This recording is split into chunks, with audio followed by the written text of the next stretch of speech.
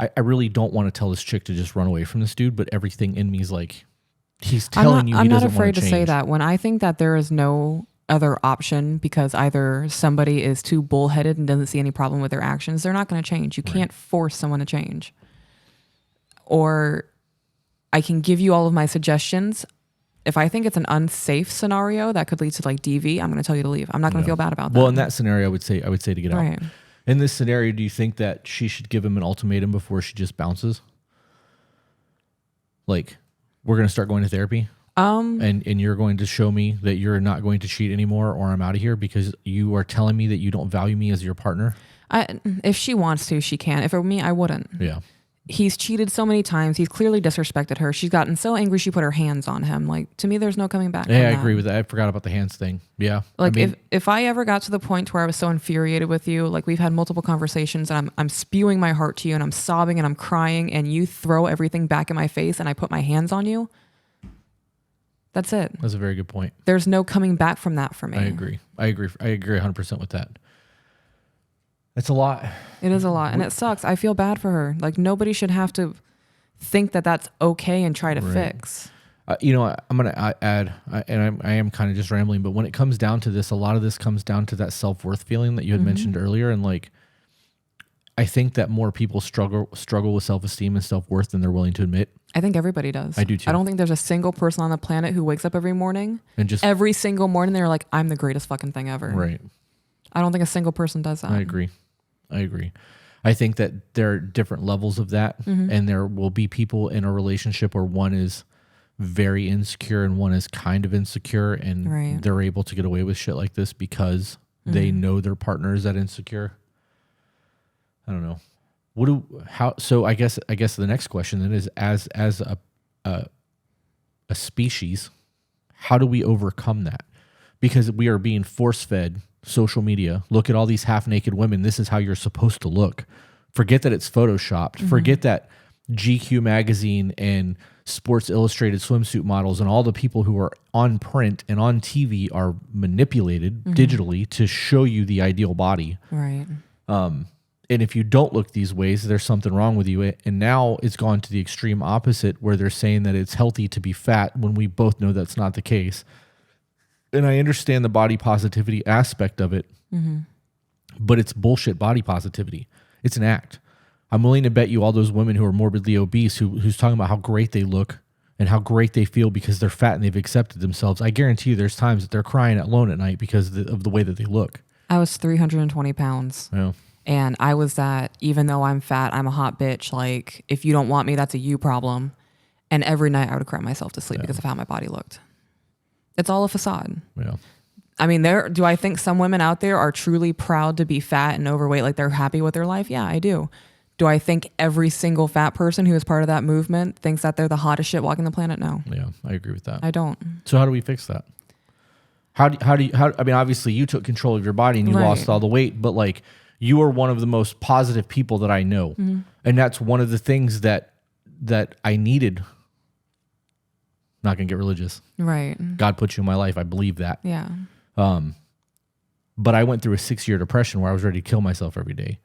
I haven't felt that way in a long time. Like, I haven't had a true depressive moment last more than like 5 hours since we've been together. Right. Which is the longest I've ever gone without months of depression in my life. Like, my entire 42 years on this planet, I've not gone this long without a depressive episode.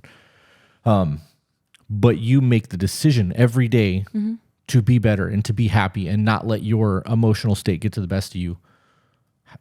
I guess I'm asking you to give advice to people because you've almost mastered this. I think it'll be when people wake up and realize that they're not happy anymore.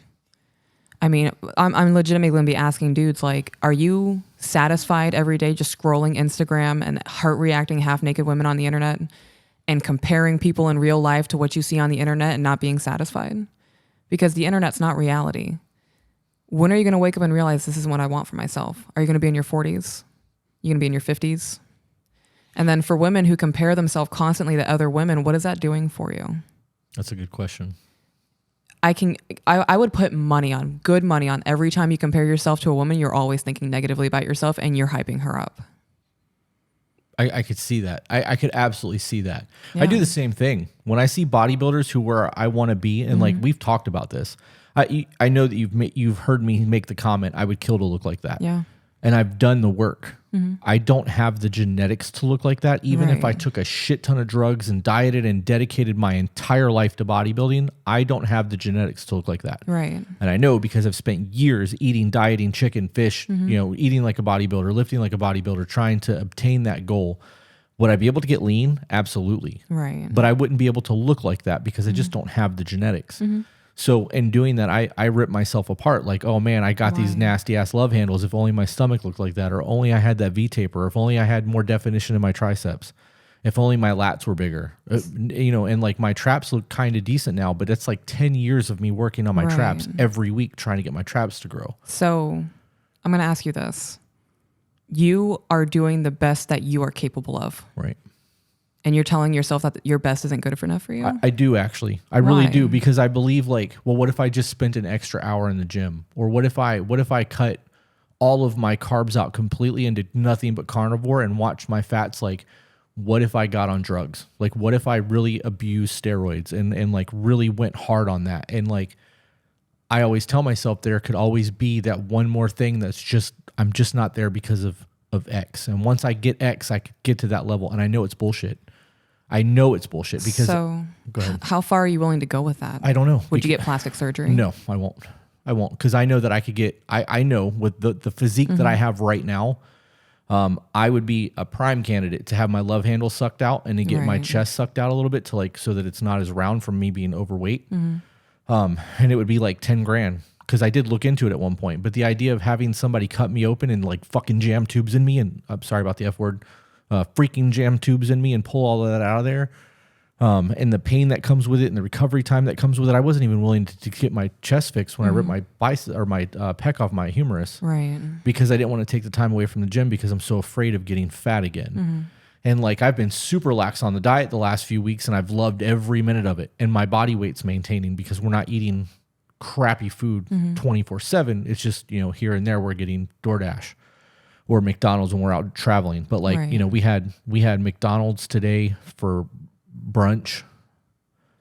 And we had KFC last night for dinner because we stayed at a hotel last night. But we walked 4 miles in the sand carrying camera gear this morning. So like, I know that all that crap that I ate is out of my system. And I know that because my stomach's been upset for the last 24 hours from all that garbage. But when we DoorDash, even then, I'm still getting healthier food options. I'm not getting, desserts and all that garbage because I'm still trying to maintain some semblance of happiness for myself. But I'm not willing to do plastic surgery. So that's definitely a no for me. Okay. Like and like the whole age thing was getting to me at one point because you look like you're an amazing 20-year-old woman and I look like I'm a 55-year-old man who's got an AARP card. You can actually get an AARP card at 18. Can you? Oh, well, I didn't know that. It was a senior citizen joke, but right. And I just killed that for you. So. Right. Well, I can still make the joke. It just obviously isn't a punchline anymore because you can get an AARP card younger. But I thought about that and like there was like a half a second where I was like I could Botox my face and get rid of these butt crack wrinkles in my forehead. I wouldn't do that because I know it's botulism that they're putting in your face and that bacteria can create infections and can do major damage to your face. I like your face. It's a good thing because it's there. If you do anything to alter your face, I'm going to lose my mind. What about tattoos? Tattoos are fine, but if you get Botox or fucking lifts or anything, I keep saying the F word, I apologize, I'm upset. Why are you upset? Because I like your face. Don't mess with it. I am not doing that. I just said I would hate never that you do even that. had the thought of it. I did for like I don't know, it was a half of a second. It just... I want to call like Miss Frizzle and get on the magic school bus and literally fight your brain cells. That's funny. You're just getting aggressive over there. I am. I don't have a whole lot of brain cells left. I don't know if you should go in there trying to fight things. Then I'll just sever connections between the brain that causes those negative feelings. You're gonna vegetate me? No, because then you're still going to be thinking the negative thoughts. You might not just be able to speak them. I'm not doing that. That's funny. If I were you, like you just said, you don't have the genes to get to that point. Why would you continue comparing yourself to them? Like, be like, dope, that's good for them. Like, dope, God bless them the way that they did. Right. Because I think that we want to experience that perfection. And I think that everybody has a different idea of what that perfection is. It's no different than the young girls who are super depressed because they don't look like the Instagram models. You see it, you also see it in the way that people dress sometimes. because they see those models wearing those clothes and thinking, well, if I buy those clothes, I can look like that. Excuse me. I'm guilty of that. All of my All-American Roughneck shirts that I have, I bought all of those shirts either because of what it said, because I like my shirts to have phrases. I like, well, especially this is the Valhalla project. This is different, but I buy my All-American Roughneck shirts because Seth Rosie looks amazing in those shirts, and I get them and I don't look that way. So after buying 4 or 5 of their shirts, I'm like, all right, I'm just not going to buy their shirts anymore. They're thicker material. I don't like the way they fit. I feel fat in them. So I don't do that. But when I wear the First Form shirts, I don't feel that way. That First Form shirt is loose fitting and it lays across my muscles versus like padding them. So I feel bigger when I wear them.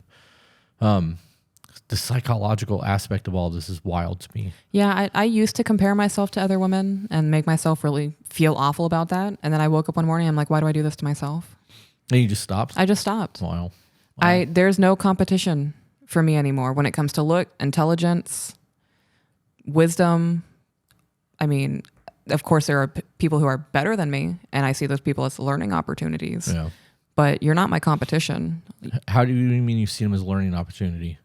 If there's somebody in the room who is smarter than I am, like Jordan B. Peterson, I don't see him as my competition. Right. I can sit down with that man and I can learn something from him. Right. And if it raises my IQ, I just became a better person. Well, that's not an appearance thing. I guess I get what you're saying, because I would be like, I would love to have a conversation with him, but I wouldn't be able to interview him on live television. Right. Like we had talked about, because I think that it would make me feel dumb, or look dumb. And that my ego or my id won't allow me to experience that, I think. But that's a whole nother conversation. Well, when it comes to appearance, like I said, I used to be 320 pounds. And it got to the point where I stopped comparing myself to other women. I'm like, how do I get to that point? And I started implementing change. Because sitting there saying, I wish I looked like that, your wish isn't going to do anything. Right. Yeah. It's your determination and your discipline to be willing to want to make yourself better, to not feel the way you feel anymore. That's the difference between dreams and goals. Dreams are for people who are sleeping and not willing to do the work, and goals are for those who are going to go do it. Right. And like, if you're insecure about your breast size, all you can do is get breast implants. And if you're not willing to do that, you can't complain about it anymore.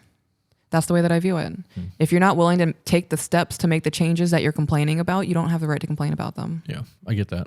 Because at that point, you're just complaining. Right. And this does not apply to things that are out of your control. These are 100% things within your control that you can make the choices to either do or not do. And your choice alone is going to affect the outcome.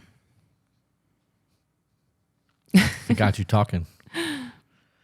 I talked the whole first half of this. And now yeah, you're like, you did. Bro, I got there was nothing for me to talk on. It was all you. Yeah. We're an hour. Yeah. You want to call it and go on to the quick little YouTube thing? Yeah, I'm feeling aggressive. Yeah? All right. Well, thank you guys for watching. There was a lot in that. That was all very real, raw moments for us just now. A lot of very honest conversations. So yeah. I want to say thank you one more time, all you guys who subscribe to the Patreon. The obviously you're the only ones who are going to see this, but the fact that you guys are willing to support us financially, even though it's $10 to $20, like, or $10 to $15, it helps a lot. It goes a long way. Like, we have enough subscribers right now where we can use that money to start paying for stuff like the capture card that I just bought. I'll be able to pay that back from the Patreon. I don't have to worry about that coming out of our bank account. Right. And it is going to help us further this a lot. And as the YouTube channel grows and we start getting like paid through YouTube, like, this is going to grow the podcast. And as I said earlier, I believe that this is being pushed. And as much as we get frustrated with it at times and like have wanted to quit, we haven't. Right. And things that have come through recently and solidified that need to continue to push, I'm not willing to give this up. I agree. All right, guys. Thank you. And we'll see you on the next one. Yes. Goodbye.